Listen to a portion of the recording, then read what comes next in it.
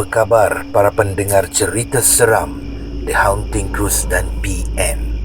Semoga anda semuanya berada dalam keadaan sihat dan sejahtera. Kisah pada malam ini datangnya daripada Iskandar Zulfakar. Kisah yang bertajuk Hilang Ketika di Pasar Malam. Apa khabar semua? Semoga sihat hendaknya. Kali ini, saya nak ceritakan kepada anda pengalaman yang dialami oleh seorang ustaz. Ustaz ni popular juga dan selalu juga dijemput untuk memberi kuliah di masjid-masjid. Sebenarnya, ayah saya merupakan anak murid kepada ustaz ni. Ayah saya mengaji dengan ustaz ni. Adalah satu hari tu, ustaz ni ceritakan pengalamannya kepada semua yang hadir belajar dengan beliau. Oh ya, sebelum tu, untuk maklumat anda, bidang pengkhususan ustaz ni adalah dalam ilmu tafsir. Akan tetapi, beliau juga sangat mahir dalam bidang perubatan Islam. Ramai orang yang minta bantuan beliau kalau terjadi gangguan, sihir dan sebagainya. Dipendekkan cerita, adalah satu hari tu, terdapat sepasang suami isteri berbangsa Cina yang bukan beragama Islam. Pasangan ni pergi ke pasar malam untuk membeli belah. Sedang mereka asyik berjalan di pasar malam tu, entah macam mana si isteri tak perasan yang suami dia tiba-tiba hilang. Isteri ni pun terus mencari dan mencari, tetapi malangnya tidak ketemu jua. Sampailah si isteri tu pun putus asa. Dia pun tanya orang-orang di pasar malam tu kalau ada sesiapa boleh tolong cari suaminya, sebab dia dah betul-betul buntu masa tu. Kebetulan ada seorang pakcik yang berniaga di pasar malam tu cakap ada seorang ustaz yang mahir dan boleh bantu pakcik, yang boleh bantulah. Pakcik tu bagi alamat ustaz tersebut. Isteri tu pun segera bergegas ke rumah ustaz tu. Dia ceritakan segala-galanya kepada ustaz tu dan minta tolong supaya bantu dia cari semula suaminya. Ustaz tu pun bersetuju, tetapi beliau cakap beliau akan gunakan cara Islam. Si isteri tu bersetuju asalkan suaminya pulang semula. Ustaz tersebut pun mulakan proses rawatan. Kata beliau, si suami itu masih lagi berada di tapak pasar malam tersebut, tetapi bukan lagi di alam manusia. Ustaz tersebut membaca ruqyah dan berbincang dengan makhluk dari alam sebelah supaya kembalikan semula si suami tersebut. Setelah mencapai kata sepakat dan selesai ruqyah, Ustaz tu suruh si isteri tu pulang. Kata beliau, si suami tu akan pulang sendiri ke rumahnya pada malam itu juga. Si isteri pun baliklah ke rumah. Keesokan hari, ketika ustaz tersebut baru pulang dari masjid menunaikan solat subuh, dia terkejut kerana ada sepasang suami isteri berbangsa Cina di hadapan rumahnya. Ya, si isteri itulah yang datang meminta tolong daripada beliau semalam. Kedua-dua mereka mengucapkan terima kasih yang teramat kepada ustaz itu atas jasanya mengembalikan semula si suami. Ustaz bertanya kepada si suami itu tentang bagaimana dia boleh hilang di pasar malam tersebut. Si suami itu ceritakan daripada A sampai Z. Katanya, pada awal tu dia memang berjalan dengan isterinya. Entah macam mana, tiba-tiba saja dia teralit sedikit. Tiba-tiba saja keadaan sekelilingnya bertukar jadi lain. Katanya, gerai jualan masih ada di situ. Suasana masih suasana pasar malam. Tetapi semua pengunjung pasar malam tu dah bertukar. Semuanya orang Melayu berpakaian serba putih.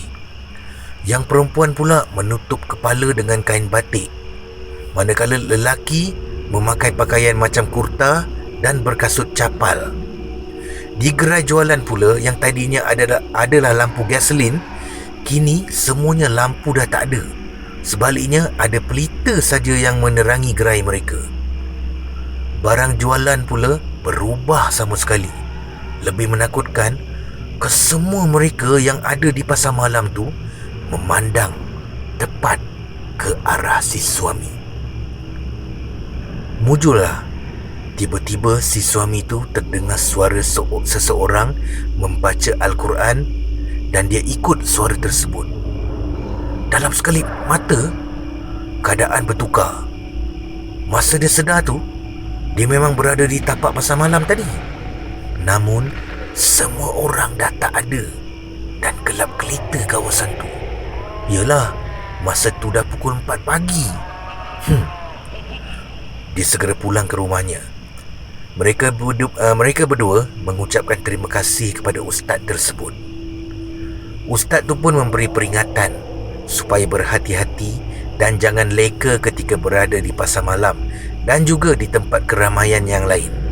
Apapun ustaz tu cakap, apa yang boleh kita sebagai umat Islam contohi daripada pasangan Cina tu adalah mereka sangat menghargai jasa orang lain.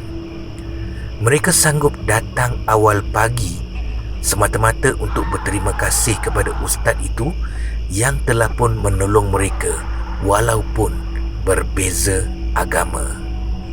Sekian. Saudara, anda nak cerita lagi tak?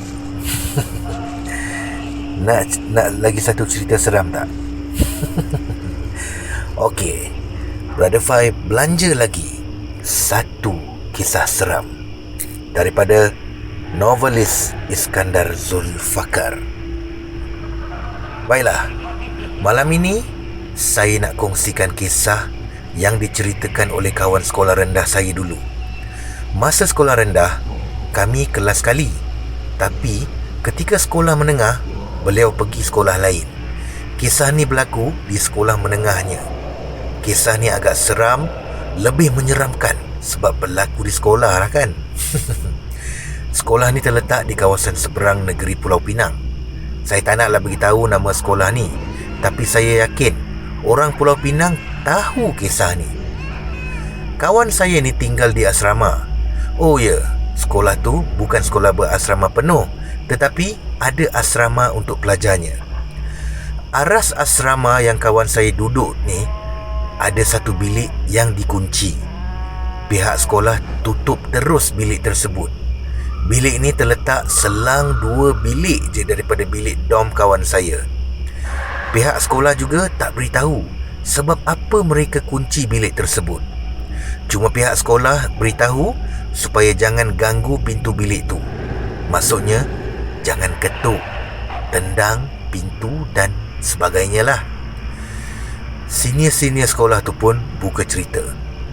Mereka ceritakan kepada budak-budak batch kawan saya ni bahawa bilik tersebut sebenarnya dikunci selepas ada kejadian pelajarnya bunuh diri beberapa tahun yang lalu. Budak tu bunuh diri sebab tekanan, katanya. Dia ada masalah keluarga. Keluarganya berantakan selepas ibu dan ayahnya bercerai.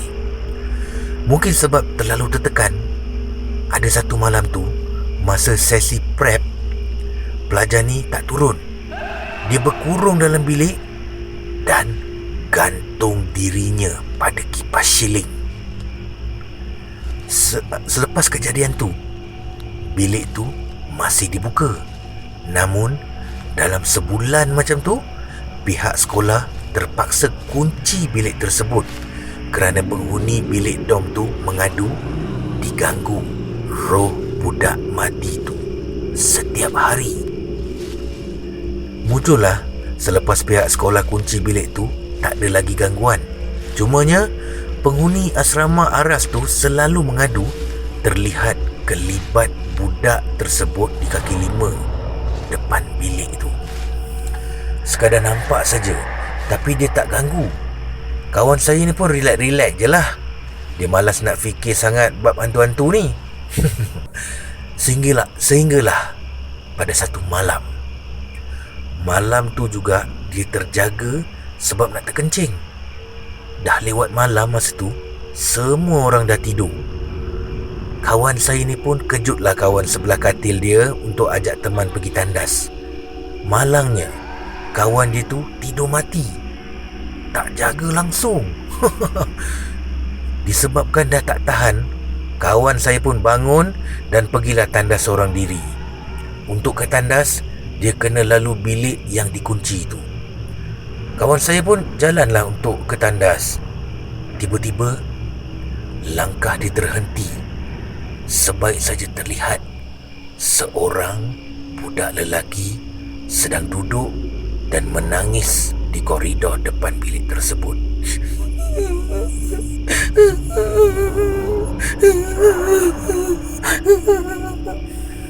Agaknya lebih kurang lah kot macam tu. Kawan saya tak fikir apa-apa yang pelik. Dia segera menghampiri budak lelaki tu dan tegur budak tu. Ditanyalah, kenapa nangis ni? Masa tu budak tu tunduk je sambil menangis. Setelah ditegur, budak tu pun angkat wajahnya. Masa ni barulah kawan saya perasan yang wajah budak lelaki tu dah mula reput separuh. Baju yang dia pakai pun lusuh sangat. Kawan saya pun terus lari dan balik semula ke biliknya. Tak jadi kencing. Memang demam panaslah dia lepas tu.